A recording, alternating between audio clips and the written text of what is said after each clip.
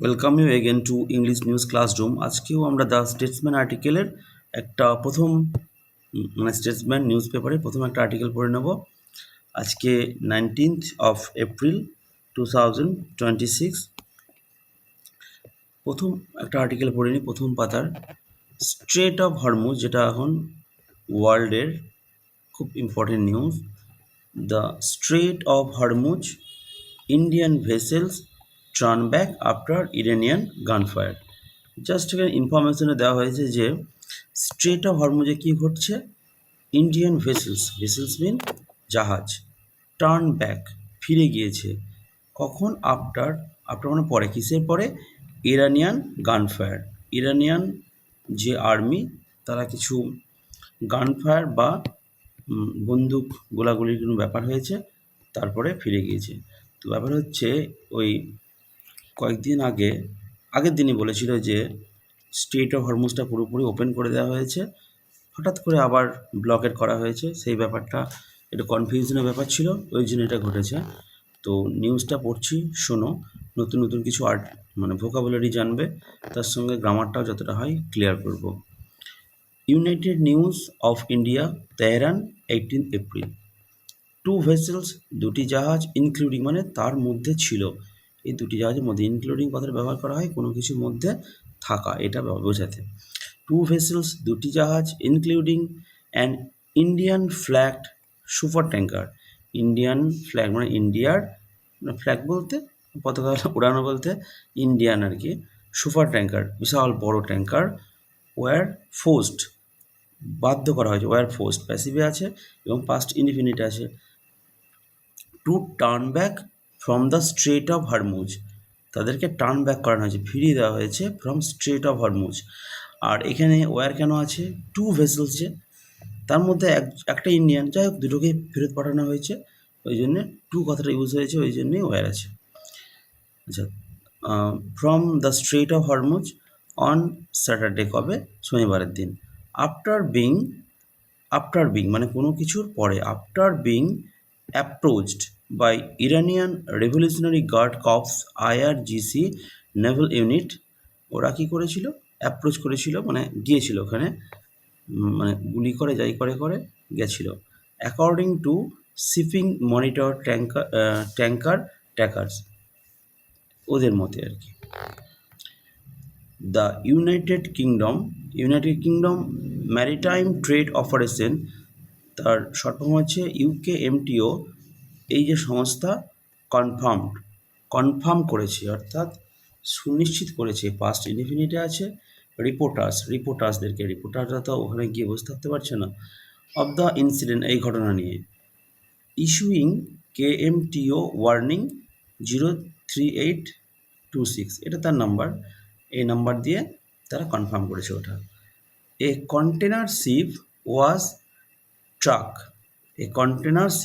Truck, এটাও প্যাসিভে আছে। একটা কন্টেনার শিপকে স্ট্রাক করা হয়েছে, আটকানো হয়েছিল, এটা পিপিরও আছে। By an unknown projectile causing damage to some containers, যার কারণে কিছু কন্টেনার ড্যামেজও হয়েছে। যদিও no fire or environmental hazards were reported, মানে কোনো রকম নোট আগে লাগিয়ে দেওয়া হয়েছে, তার মানে কোনো রকম আগুন বা এনভায়রনমেন্টাল যে প্রবলেম সেগুলো কোনো রিপোর্ট করা হয়নি, এটাও প্যাসিভে আছে পাস্ট ইনডিফিনিটে। Authorities are investigating the attack, authorities অর্থাৎ যারা এই নিয়ে ইনভেস্টিগেশন করার যাদের অধিকার আছে, তারা ইনভেস্টিগেট করছে এই অ্যাটাকটা নিয়ে। এটা প্রেজেন্ট কন্টিনিউয়াসলি চলছে, মানে বর্তমান চলা কাজ।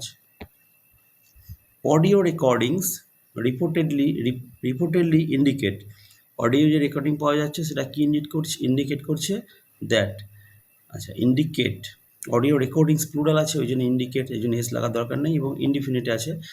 আর এটা কমপ্লেক্স আছে কারণ এখান থেকে সাবক্লজ শুরু হচ্ছে।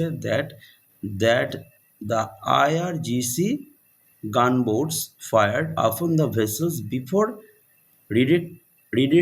redirecting them ওয়েস্টওয়ার্ডের দিকে রিডাইরেক্ট করার পূর্বে গান ফায়ার করেছে।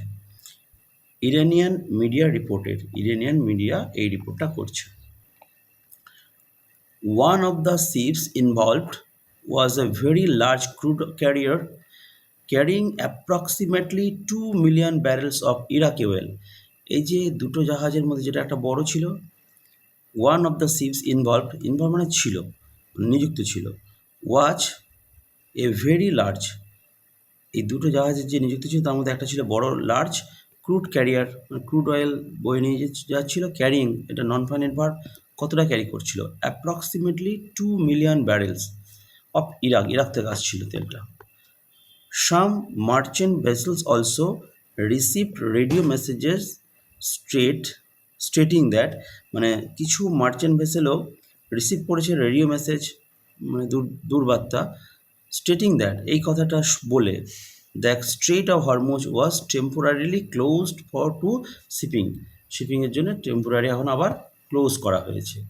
দ্য এসকেলেশন, মানে এই ব্যাপারে যে ঘটে গেল, এসকেলেট করলো বা বাড়লো, কামস আফটার, এটা কিসের পরে এলো?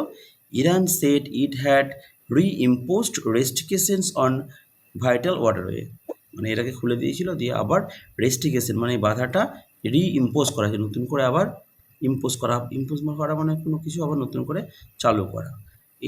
ডে বিফোর, একদিন আগে, ইরানের যে foreign minister Abbas Araghchi had set, তিনি বলেছিলেন দ্যাট, তাহলে হ্যাড সেট পাস্ট পারফেক্ট আছে, আবার দ্যাট থেকে শুরু হলো একটা ক্লজ, তাহলে একটা কমপ্লেক্স সেন্টেন্স আছে।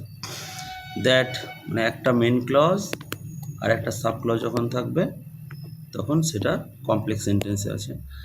That Tehran has opened passage for all commercial ship to pass safely through the strait of Hormuz for the duration of the recently announced Iran Lebanon ceasefire. তো এর আগে, একদিন আগে কিন্তু ইরানের যে ফরেন মিনিস্টার তিনি বলেছিলেন যে তেহরানে বলা হচ্ছে যে সমস্ত কমার্শিয়াল শিপ চলাফেরা করবে, কারণটাই হচ্ছে ইসরায়েল আর লেবাননের যে সিজফায়ার হয়েছে, মানে যুদ্ধবিরতি হয়েছে, সেই জন্যে। ওকে।